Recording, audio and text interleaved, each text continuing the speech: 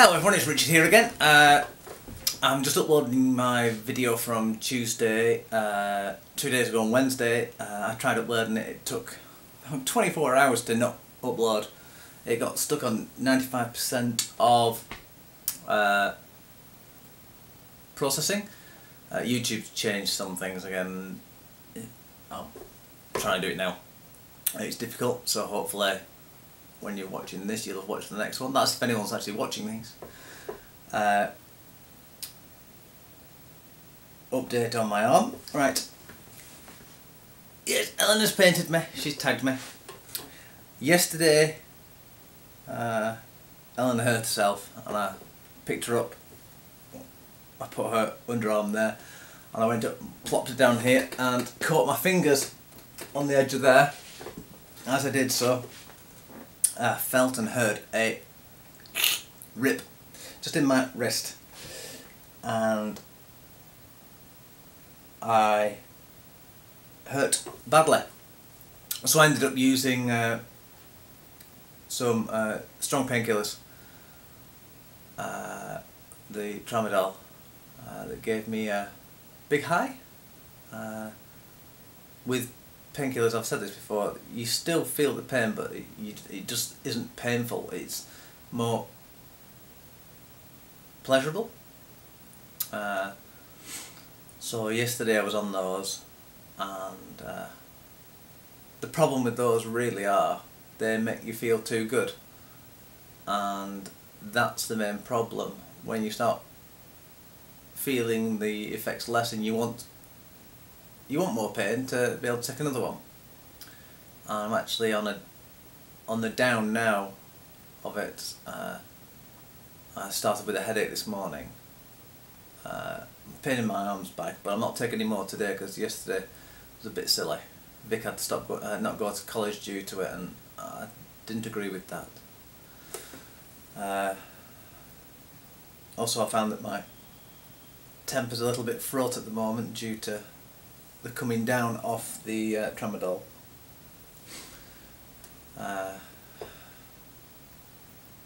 I'm really seriously thinking of throwing them, because I went out for a walk this morning. I was thinking about things left, right and centre, and one of them was about painkillers and why did God give us pain? To tell us something is wrong. And should you take painkillers to remove that pain? Sometimes yes, most of the time no. Because if you take the pain away and you think you're fully able-bodied, you could do yourself more damage. This is my problem with them now, that you could end up doing yourself more damage, and especially with some of the side effects they have, they make you go stupid. I didn't buy anything on the internet, which was really good though. I wanted to, my brain said, oh, you've got to because it's fun, but I didn't. No, that was good. I didn't do that.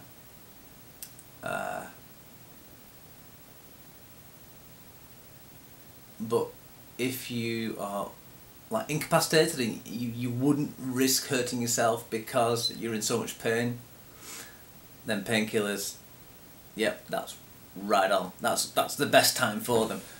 Slight headache, no. What I did to my wrist yesterday, I could have probably dealt with it. I'd have been in a lot of pain and I might have been a bit mopey, but I probably would have preferred that than how it ended up. So that is that. This afternoon I'm hoping to try and do another painting, though last night due to the pills I didn't get to sleep until 4 o'clock in the morning. I was buzzing around like nobody's business, so I've had less than 2 hours sleep and I'm very tired. Getting bad taste in my mouth again with coffee, so I must be drinking too much coffee now, but it's so hard to make a cup of tea with one hand. And before anyone says, yes, my dominant hand is the useless one, I can't squeeze a tea bag out successfully without pouring liquid all over myself. So please, don't start. I have been watching some new videos on releases of new games. I'll quickly go through them. There you go. There's the Earth. That's not a game, but I'll go and show you one. Right, this one is called Space Base DF9, as in DF, as in Dwarf Fortress.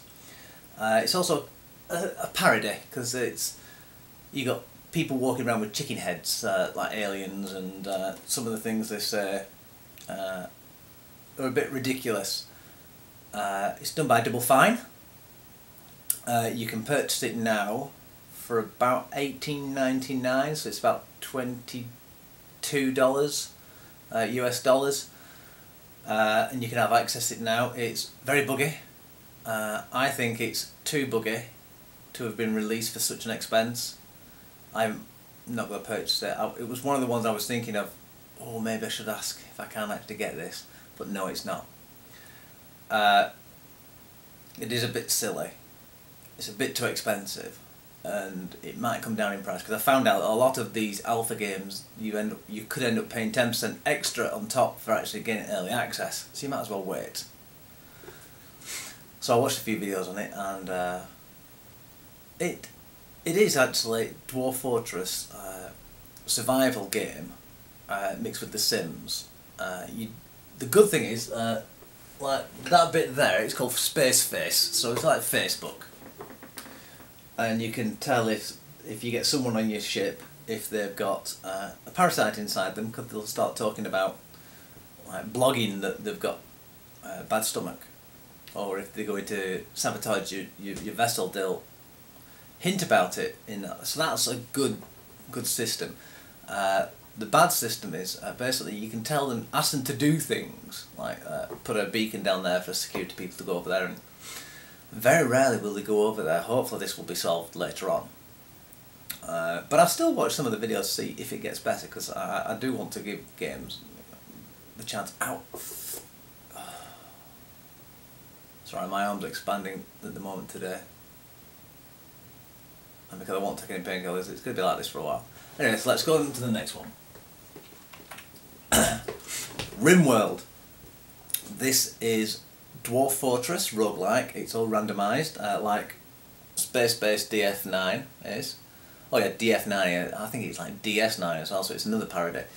Anyway, RimWorld is survival. You crash land on a planet with 3 people, which are randomly associated, and there's a lot of variance. The graphics are almost identical to Prison Architect, and so it's the emergent gameplay is actually Dwarf Fortress and Prison Architect, but this looks more entertaining. The reason why he's done it like Prison Architect is the guy likes that game, and once he's actually got the game more developed, he's probably going to change the graphics. But it's this. If I got one between, because the Space Base and RimWorld are quite similar. I'll show you anyway. There you go. There's the graphics. There's the graphics, so you can see what it looks like. I'd probably get this. It's cheaper as well, and it looks like it's got a longer lifespan. Right, the next one is something I found out today actually, called Space Explorers. Sorry, no. Space Engineer, sorry. Space Engineer. It's like Minecraft, StarMade, all that, but it looks really good. As you can see there, that's made up of all different blocks. You actually put down the framework and then you build the hull on top of it. And this is what I would hope StarMade would become. Something like that. Not like a very blocky type of thing. And apparently it's the physics engine is fantastic. On the video I saw today, it was brilliant. So 2 ships collide and it just crunched. You could see the graphics actually crunching in, and it was just smashing through each other. It's too easy to smash into each other at the moment. There's no combat at the moment. It's very early in alpha, It's due for pre-release to play on the 23rd of this month, but it's not worth buying yet, I don't think, unless you want to support them. But it's one to keep an eye out for. Like, there you go, that's a spaceship crashing into each other. As you can see, hopefully that blue one has gone straight through the middle of the other one. And yeah, it looks good. It does look good. And it's one I'm going to look out for and actually follow. This is one I started playing last night because I felt like I needed to play something. I'm watching too many videos and too much TV. I wanted to do something. So I went through all the library I have on games and tried to find ones which had mouse clicks or as minimal key presses as possible. And this is one of them. It's a sequel to a 1989 King's Bounty, done by a different programming company, but it's almost like a reboot, and it's really good. It's a little bit like Heroes of Might and Magic, though you don't build your own cities. You and your army of 5 different armies go around and do quests and things for the king. One of the best things, I'll just quickly change it. Unfortunately, you can only play male protagonists. That's one of the expansions. You can play a princess instead. But just hold that there a minute. So that's what it looks like. It looks a bit like Warcraft, really. Warcraft 3. But I'm not going to hold that against it.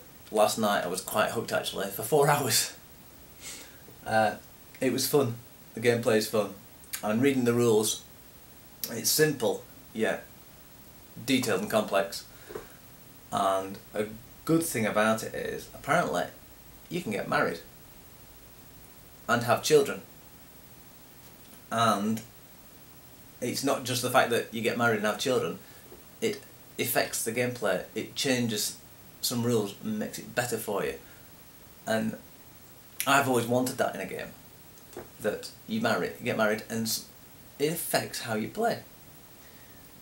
Whether you have a good marriage or a bad marriage depends on, you could have more willpower because your spouse supports you. You know, go on, you can do that, do that, a bit of strength. It could also be put in, not in this game, but the games I'd like to write, that you could have emergent quests that people who you go against might try and kidnap your husband or wife and children to try and control you, and that would actually bring in more intimate gameplay and try and give you some kind of emotional attachment to the character, which makes it a better game.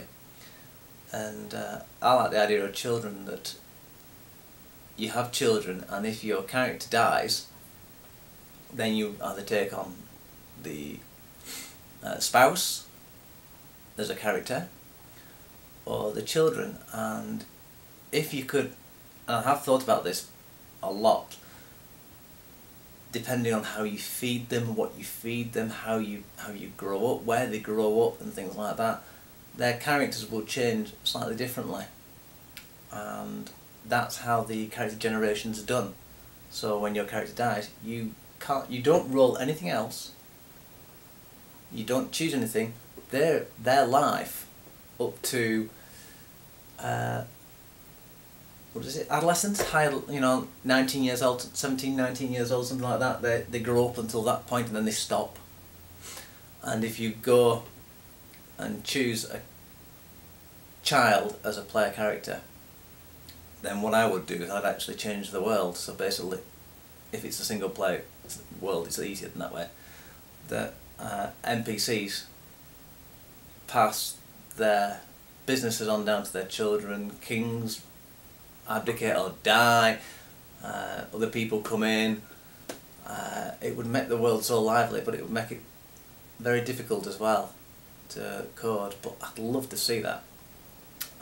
So that's that.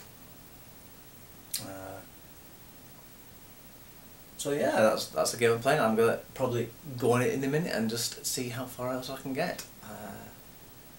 Okay, it's a bit comedic, but I'm trying not to let that affect me. I like a bit of comedy, but sometimes this comedy is a little bit breaking the fourth wall, and I find that odd.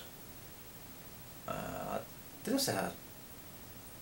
Sorry, very scatty brain still from the Tramadol. Did I say I'm going to do a painting this afternoon? If not, I am. I'm going to try and do another painting this afternoon.